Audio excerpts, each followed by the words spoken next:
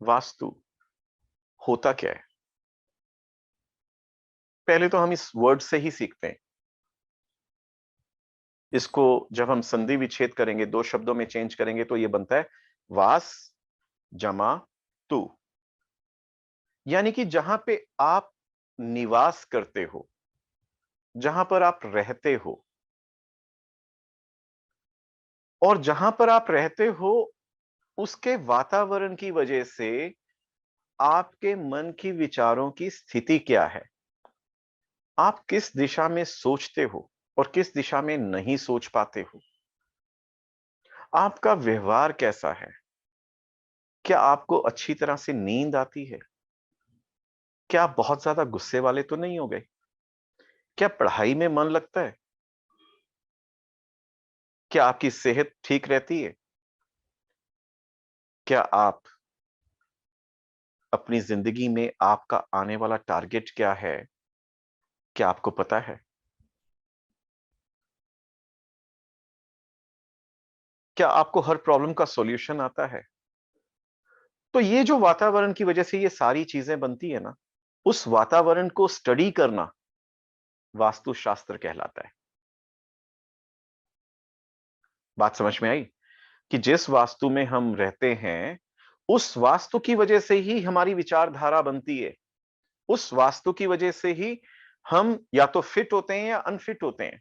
उस वास्तु की वजह से ही हम लोग तरक्की कर पाते हैं या नहीं तरक्की कर पाते हैं। अब यहां पे एक बात थोड़ी सी समझने वाली है कि वास्तु जो है, देखो, एक ना धर्म से रिलेटेड हमारा टॉपिक है, रिलीजियस टॉपिक है।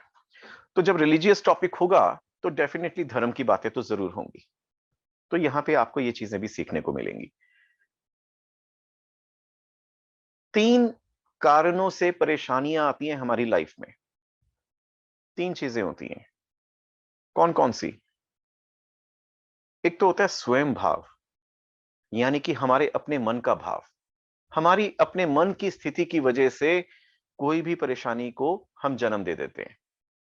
हमारी अपनी सोच की वजह से हम किसी भी परेशानी को जन्म दे सकते हैं। तो ये तो हो गया स्वयं भाव। दूसरा होता है भौतिक, यानी कि वास्तु की वजह से, वातावरण की वजह से। यहां पे ऑब्वियसली ये हमारा टॉपिक है, ठीक है। और तीसरी वजह होती है कॉस्मोस, यानी कि ग्रह चाल, यानी ज्योतिष के माध्यम से हम उसका सॉल्यूशंस निकाल सकते हैं। ज्योतिष, न्यूमोलॉजी, ये 2 चीजें हैं जिनकी वजह से हम इनके सॉल्यूशंस निकाल सकते हैं। इसको देखना कैसे है, समझना कैसे है, ये हम धीरे धीरे इसी कोर्स के अंदर सीखते चले जाएंगे। और मेरी पूरी कोशिश होगी कि मैं आपकी आंखों को इतना विकसित कर दूं कि आप देख सको, समझ सको। अब वास्तु का एक और अर्थ है। वास्तु का दूसरा अर्थ होता है वस्तु। वस्तु मतलब कि आपका वास्तु, आपका निवास स्थान किस चीज से बना है। अब आज की डेट की बात करें, आज के काल की बात करें, तो हम सबके घर मैक्सिमम जो बने होते हैं ना, ईंट पत्थरों से, आई मीन ईंट चूने से वगैरह बने होते हैं। तो that is perfectly okay. But अगर किसी के चट्टानों से बने हुए हैं, बड़े बड़े पत्थरों से बने हुए हैं, तो वो नुकसान दे जाते हैं। हमारा वो टॉपिक नहीं है अभी, क्योंकि हम लेटेस्ट स्टेज पे हैं। आज के समय में हर किसी का मैक्सिमम जो घर है वो ईंट वगैरह चीजों से बना है, तो वो ठीक है, कामयाब है। इसके बाद हम बात करते हैं कि वास्तु में हम देखते किस किस चीजों को हैं और कैसे देखते हैं। अब दिशाएं आती हैं इसमें। आमतौर पे मैं अगर आप लोगों से पूछूंगा ना, तो कुछ लोगों को पता नहीं होगा कितनी दिशाएं होती हैं। कुछ कहेंगे 4 होती हैं, कुछ कहेंगे 8 होती हैं, कुछ कहेंगे 10 होती हैं, बट इन एक्चुअल 16 है, 16 है। जो आर्किटेक्चर में है वो धीरे धीरे इस बात को और अच्छी तरह से समझ जाएंगे। जब मैं उनको डिग्रीज के माध्यम से समझाऊंगा तो वो चीजें भी समझ में आएंगी। 16 दिशाओं पे हम काम करेंगे। अब ये 16 दिशाएं कौन कौन सी हैं? पहले तो हम 4 मेन दिशाओं की बात करते हैं, ठीक है। आज सिर्फ सुनो, लिखने की जरूरत नहीं है क्योंकि एक्चुअल क्लास कल से शुरू होगी हमारी। बट आज तो मैं आपको ना एक ब्रॉडर सा व्यू दे रहा हूं कि भाई हम करने क्या जा रहे हैं। आपको समझ तो आए पहले कि आप करने क्या जा रहे हो। अब ये चार दिशाएं मेन कौन कौन सी हैं? नॉर्थ यानी कि उत्तर दिशा, ईस्ट यानी कि पूरब दिशा, साउथ यानी दक्षिण, वेस्ट यानी पश्चिम। सिंपल सी बात है। आप अपना फेस सूर्य देव की तरफ कर लीजिए, जहां पे सुबह सुबह सूर्य देव प्रकट होते हैं जिस दिशा में, वो दिशा कौन सी है? वो ईस्ट है। तो जहां पे आपका फेस है वो ईस्ट है, जहां पे आपकी पीठ है यानी कि आपके पीछे की तरफ की जो डायरेक्शन है वो वेस्ट है यानी पश्चिम है। और जो आपका लेफ्ट हैंड है, जब आप लेफ्ट हैंड इस तरह से करेंगे तो ये कौन सी दिशा है? नॉर्थ दिशा है। और राइट साइड पे जब अपना हाथ करेंगे, राइट साइड पे जो डायरेक्शन है वो साउथ है। समझ में आ गया? ठीक है। फिर चार डायरेक्शंस बीच में और आती हैं, north east, south east, south west and north west. और इनकी बड़ी इंपॉर्टेंस है, बहुत ज्यादा इंपॉर्टेंस है इन डायरेक्शंस की। अच्छा, फिर बीच में 8 दिशाएं और आती हैं और इनकी भी बहुत इंपॉर्टेंस है। कौन कौन सी दिशाएं हैं मैं क्रम में बोलता हूं ताकि आपको थोड़ा समझ में आ जाए। सबसे पहले नॉर्थ आता है, फिर नॉर्थ ऑफ नॉर्थ ईस्ट आता है, फिर नॉर्थ ईस्ट आता है, ठीक है, और फिर ईस्ट ऑफ नॉर्थ ईस्ट आता है, फिर ईस्ट आता है, फिर ईस्ट ऑफ साउथ ईस्ट आता है, फिर साउथ ईस्ट आता है, फिर साउथ ऑफ साउथ ईस्ट आता है, फिर साउथ आता है, और उसके बाद आता है वेस्ट ऑफ साउथ वेस्ट, फिर वेस्ट आता है, वेस्ट ऑफ नॉर्थ वेस्ट आता है, नॉर्थ वेस्ट आता है, और फिर नॉर्थ ऑफ नॉर्थ वेस्ट आता है। तो अभी आप कंफ्यूज हो जाएंगे, मुझे तो याद हो चुकी हैं, बट आपको ये चार्ट मिल जाएगा, so don't worry about it. तो इन 16 दिशाओं के ना अपने अपने गुणधर्म है, अपने अपने एट्रीब्यूट्स हैं। हमारे जीवन के 16 डिपार्टमेंट्स हैं। हुँ? क्या है हमारे जीवन के? 16 डिफरेंट डिफरेंट डिपार्टमेंट्स, जो मैं अब आपको समझाने जा रहा हूं। कोशिश करूंगा कि बहुत इजी कर दूं आपके लिए। क्वेश्चन लिखिए। पहला क्वेश्चन। हाँ जी। अब देखो, जो प्रश्न आपने पढ़े, क्या आपको लगता है इससे कुछ अलग से भी प्रॉब्लम्स हो सकती हैं लाइफ में? नहीं ना? मेरा भी यही विचार है। तो ये 16 प्रश्न और ये 16 दिशाएं, 16 दिशाएं, 16 प्रश्न, 16 डिपार्टमेंट्स ऑफ अवर लाइफ। यानी कि यदि मैं आपसे कहूं कि मुझे कैश से रिलेटेड प्रॉब्लम है, आपके पास एक क्लाइंट आया या आप अपने आप से बात करते हो, यार मुझे कैश से रिलेटेड प्रॉब्लम है, तो मैं सीधा उसी डायरेक्शन में देखूंगा कि भैया इस घर में कहीं ना कहीं इस डायरेक्शन के अंदर दिक्कत आ रही है, जिसकी वजह से मुझे कैश से रिलेटेड प्रॉब्लम्स हो रही हैं। और जब मैं उसका सॉल्यूशन कर दूंगा ना, तो आप चमत्कारिक रूप में देखोगे कि यार ये प्रॉब्लम तो चली गई, कुछ भी नहीं थी। मजा आएगा करने में। हम्म। नॉर्थ दिशा की बात करेंगे तो हमें पता लगेगा कि यार ये तो अपॉर्चुनिटीज की दिशा है। मेरी लाइफ में अपॉर्चुनिटीज क्यों नहीं आ रही थी? ओहो, यहाँ पे ये रखा हुआ था, यहाँ पे ये चीज थी जिसकी वजह से नहीं आ रही थी। और जैसे ही मैं उसको ठीक करूंगा, बिना किसी तोड़ फोड़ के, प्रॉब्लम सॉल्व। तो यहाँ पे हम सीखेंगे ये सारी चीजों को।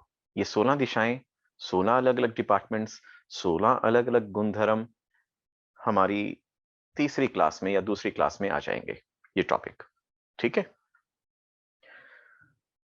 चलो, ये तो था हमारा दिशाओं का मतलब, जो मैं आपको कल से शुरू कर दूंगा। अब आते हैं इन सब के पीछे, इसका मूल आधार, बेस क्या है? तो वो है पंच तत्व, 5 एलिमेंट्स। आपने ये तो सुना होगा सभी जगह कहीं ना कहीं कि हम सब पंच तत्वों से बने और पंच तत्वों में ही विलीन हो जाना है। सुना है ना? हम्म। अगर मैं किसी से पूछूं, प्रसाद जी आप मुझे बताओ कि पंच तत्व होते कौन कौन से हैं? Fire, fire, wind, fire. बस कहानी खत्म। प्रसाद जी इतना टाइम नहीं, ये तो यूं पता होना चाहिए आपको। ठीक है, ये हमारी एजुकेशन सिस्टम की गलती है एक्चुअली आजकल। ठीक है अशोक जी, जब मैं पूछूंगा तभी बताना प्लीज। ये हमारी एजुकेशन सिस्टम की गलती है कि जो हमारे रिलीजियस, जो सबसे जरूरी सब्जेक्ट से, उनको नहीं करवाया जाता। अशोक जी ने बिल्कुल ठीक जवाब दिया। हमारे पंच तत्व हैं, जल तत्व जिसको हम कहते हैं वाटर एलिमेंट, उसके बाद आता है वायु तत्व यानी एयर एलिमेंट, उसके बाद आता है फायर एलिमेंट यानी कि अग्नि तत्व, उससे आगे बनता है पृथ्वी तत्व यानी कि अर्थ एलिमेंट, और अर्थ एलिमेंट के बाद आती है स्पेस यानी कि आकाश। ठीक है, तो ये पंच तत्वों का मेल है सारा कुछ। जितनी भी हमारे घर के अंदर रूम एक्टिविटीज होती हैं वो पंच तत्वों पे निर्धारित हैं। और आप पाओगे कि जब मैं आपको साइंटिफिक रीजंस भी दूंगा हर चीज के, मैक्सिमम चीजों के, तो आप कहोगे कि यार कमाल की बात है, हमारे ऋषि मुनियों के पास ये जो सारी चीजें जो आजकल की हैं ये थी भी नहीं, और उसके बावजूद उनको पता था ये सब कुछ। तो मैं ये कहूंगा कि एक्चुअल में उनको ही पता था, हम तो आज सीख रहे हैं। That science was totally developed. आजकल की साइंस तो रिसर्च पे है उसको सीखने के लिए।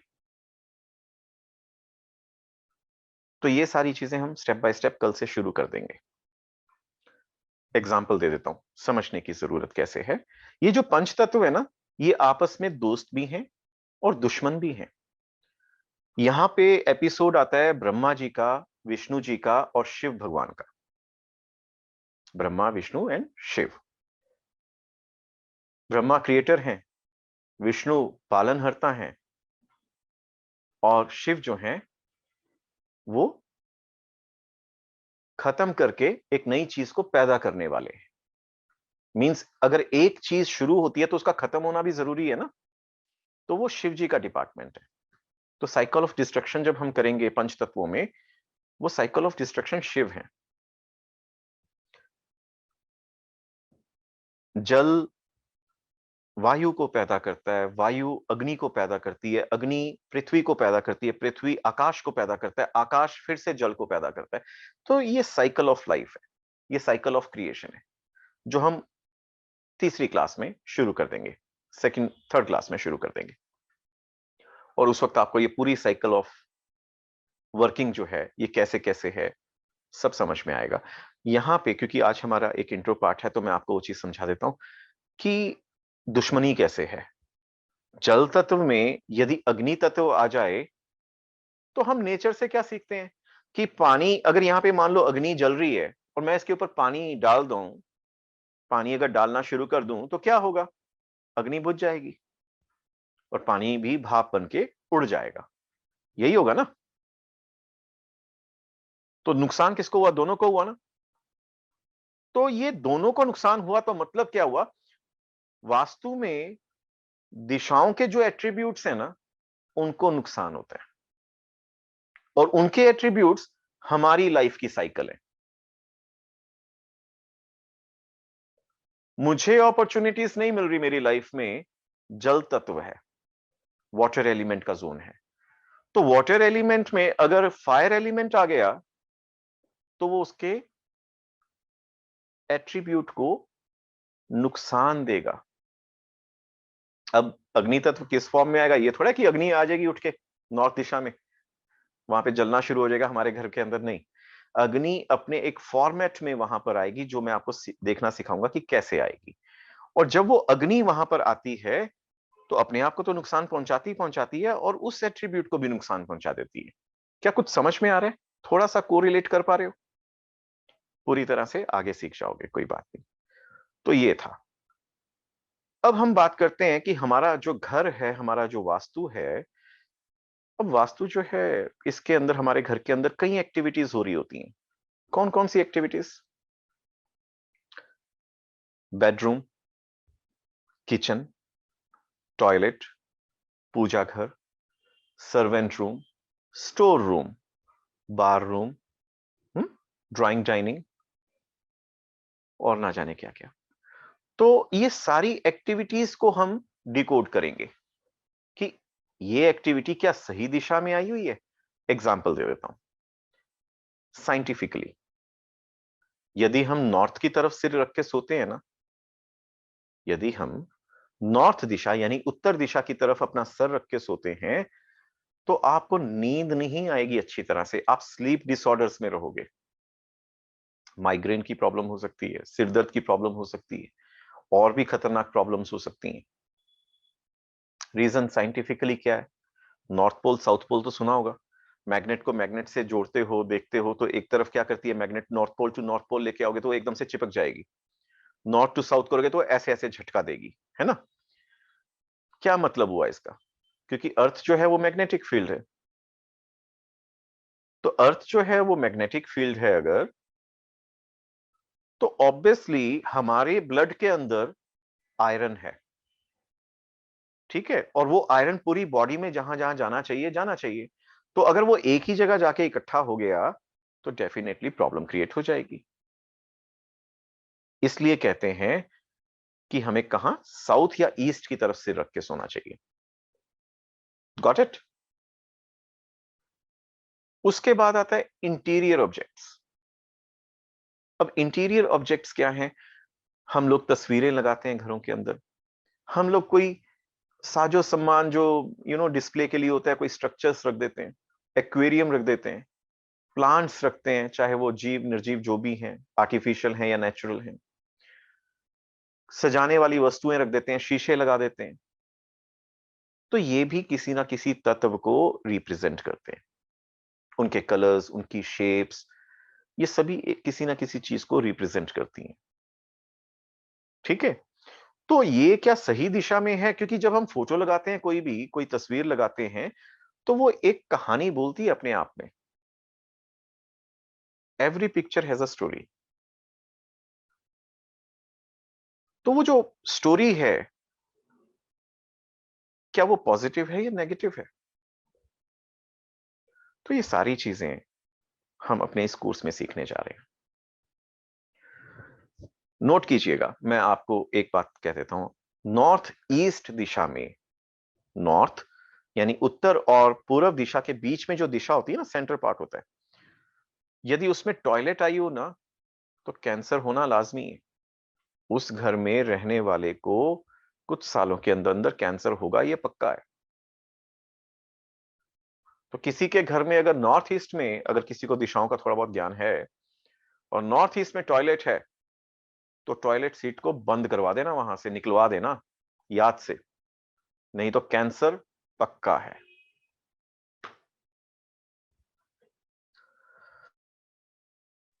और सिर्फ यही एक तोड़फोड़ होती है जो मैं आपको सिखाऊंगा पूरा वास्तु।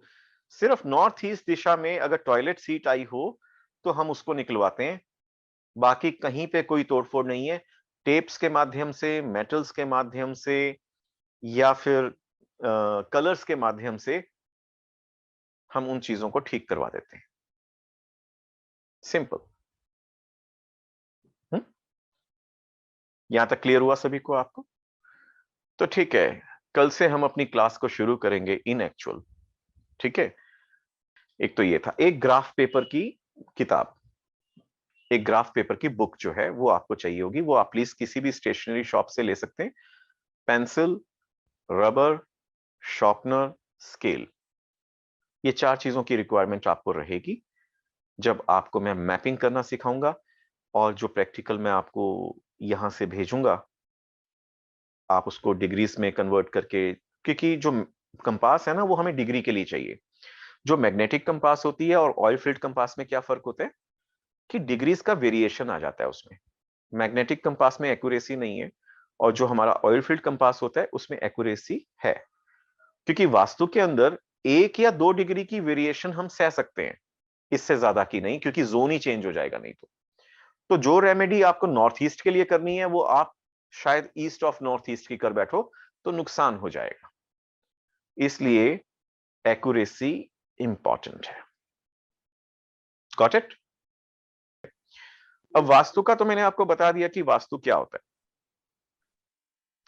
आसपास के वातावरण से भी फर्क पड़ता है, हमारे आसपास के वातावरण से भी काफी फर्क पड़ता है। कैसे? हम बात करते हैं एक स्मॉल लोकेलिटी की, ठीक है। अब स्मॉल लोकेलिटी यानी कि कोई छोटा सा कस्बा हो सकता है, छोटा सा गांव हो सकता है, जहां पे बहुत कम लोग रहते हो।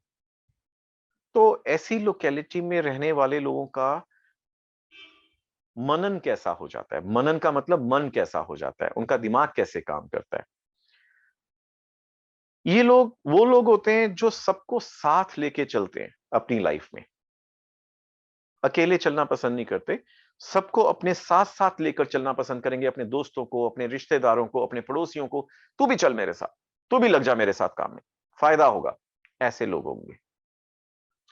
सिर्फ एक छोटी सी दिक्कत होती है वहां पे, वो ये कि जब भी उन्होंने कोई बहुत बड़ा काम करना होता है ना, तो वो सोचते हैं कि यार ये हम काम ना यहाँ पे नहीं कर पाएंगे, इसके लिए हमें दिल्ली, बैंगलोर, बॉम्बे, इस तरह के बड़े बड़े सिटीज में जाना पड़ेगा, तभी कर सकते हैं, नहीं तो नहीं कर सकते। ऐसा उनका सोच विचार हो जाता है। सेकंड, यदि हम बात करें कि एक हाई राइज बिल्डिंग में रहने वाले लोग हैं, शायद आप में से कुछ हो। अब अपने आप को देखो, रीड करने की कोशिश करना कि क्या आप ऐसे हो कि नहीं हो। मान लीजिए 20 फ्लोर की, 20 फ्लोर की कोई बिल्डिंग है, आप 15th फ्लोर पे रहते हैं। अब आप 15th फ्लोर पे रहते हैं, आप अपनी बिल्डिंग से नीचे आए, और जब आपने बिल्डिंग को ऊपर की तरफ देखा, तो सबसे पहले ना आप अपने 15th फ्लोर को देखने की कोशिश करोगे। 14th को नहीं देखोगे, 13th को नहीं देखोगे, 12th को नहीं देखोगे, 5th को नहीं देखोगे, सिर्फ अपने मकान को ढूंढने की कोशिश करोगे। और ऐसे लोग क्या होते हैं? सेल्फ सेंटर्ड लोग होते हैं, अपने बारे में सोचने वाले सिर्फ। ये ऐसी उनकी नेचर बन जाती है। वो किसी और का नहीं सोचेंगे, पहले सिर्फ अपना सोचेंगे सबसे पहले। ऐसे लोग ऐसे हो जाते हैं। आप में से कोई अगर रहता है, तो एक नेचुरल सी बात हो जाती है, ये आपका कसूर नहीं है। वातावरण, पार्क्स, जो लोग, जिन शहरों में, जिन लोगों के घरों में बाहर अपना छोटा सा पार्क होता है, या उनके आसपास कोई पार्क्स होते हैं, ऐसे लोग ना वेल ऑर्गेनाइज्ड होते हैं, क्योंकि उनका मन शांत रहता है। अब कैसे शांत वाली बात कैसे? यदि कभी आप बीमार पड़ते हो, तो डॉक्टर क्या सलाह देता है? कभी कभी आपने ध्यान दिया हो, अगर डॉक्टर कहेगा भाई 15-20 मिनट ना, आधा घंटा तू यार पार्क में सैर करके आया कर, कहता होगा ना? कभी कभी सुना है आपने? भाई 10-15 मिनट जो है पार्क में बैठ के आया करो। रीजन क्या है कि वहां पे हम जब बैठते हैं तो लोगों को देखते हैं, उनकी क्रियाओं को देखते हैं कि वो क्या क्या एक्टिविटीज कर रहे हैं, तो उससे हमारा मन जो है ना, फोकस होना शुरू हो जाता है, और वहां से डीफोकस हो जाते हैं जहां से हम दुखी थे, हम अलाइंड हो जाते हैं। फिर हम सोचते हैं, यार मुझे वो प्रॉब्लम क्यों आई थी, मैं दुखी क्यों था। ऑर्गेनाइज्ड हो जाते हो। और जब इंसान ऑर्गेनाइज्ड होना शुरू हो जाता है, तो वो परफेक्ट वे में काम करना शुरू करता है। चंडीगढ़, इंदौर, ये दो शहर मैं जानता हूं अच्छी तरह से। इन शहरों के लोग काफी ऑर्गेनाइज्ड हैं। रीजन, हर सेक्टर में पार्क्स हैं। कई लोगों के तो घरों में पार्क्स हैं, छोटे छोटे पार्क, मतलब छोटा सा बगीचा उन्होंने बनाया हुआ है। तो इस तरह से आप पाएंगे कि जिन शहरों में, जिन घरों में पार्क्स होते हैं, उनकी नेचर थोड़ी सी और अलग हो जाती है। फिर इसके बाद बात करते हैं, आप में से दिल्ली में से कोई है? कोई दिल्ली वाला है? नहीं है? तो चलो अच्छी बात है, क्योंकि मैं उससे पहले ही माफी मांगने वाला था कि भैया बुरा मत मानना जो मैं कहने जा रहा हूं। Delhi मैं is क्या? love. हाँ, I was there for my internship and वो I know अलग that बात है यार, मतलब आप रहते तो नहीं हो ना, दिल्ली वाले तो नहीं ना हुए। I was a Delhi for like 10 years. Okay, then in that case, Amber, try to understand what I'm going to say. Fine, because then you know the nature of the Delhi people, I'm sure. So what I'm trying to say you कि दिल्ली जो बसी हुई है ना, circular city है, outer ring road, inner ring road पे बसी हुई है पूरी दिल्ली। तो ये लोग ना, इनकी नेचर क्या बन जाती है, घुमाने वाले हो जाते हैं लोग, आपको घुमा के रख देते हैं। कभी सीधी बात नहीं करेंगे, घुमाने वाली बात करेंगे हमेशा। एग्जाम्पल, मान लो अंबर ने किसी से पैसे लेने हैं, ठीक है, उसने फोन किया दिल्ली वाले को अपने, यार तूने कहा था 11 बजे आऊंगा, मैं पैसे देने थे मेरे। अंबर को वो क्या कहेगा, अरे यार मैं बस पहुंचने वाला हूं, आधा रास्ता पास कर चुका हूं, बस ट्रैफिक थोड़ा ज्यादा है तो उस वजह से मैं फंस गया, बस मैं पहुंच रहा हूं, बैठा वो अपने घर में ही होगा। अंबर, ऐसा होता है? दिल्ली वाले घुमाने वाले होते हैं बातों के अंदर। Sir, this happened. ये नेचर है, मैं दिल्ली वालों को बुरा नहीं कह रहा, दिल्ली वाले दिल वाले भी बहुत होते हैं, खैर वो एक अलग बात है। इसके ऑपोजिट बात करते हैं बॉम्बे वालों की। बॉम्बे जो है ना, सीधी रोड पे बसा हुआ शहर है, लोग सीधी बात करना ज्यादा पसंद करते हैं। अब देखो वातावरण कैसे असर डालता है हम पे, सीधी बात करना पसंद करते हैं, टेढ़ी मेढ़ी नहीं करेंगे। लूटना है, ओए फोकट में बंकस नहीं करने का, चुपचाप जो भी है ना निकाल के रख दे यहाँ पे, सीधी बात करेंगे, भाई निकाल दे यार यहाँ पे। बिजनेस की बात करेंगे, करोड़ों की बात मिनट में कर देंगे। ठीक है, करना है तो करना है।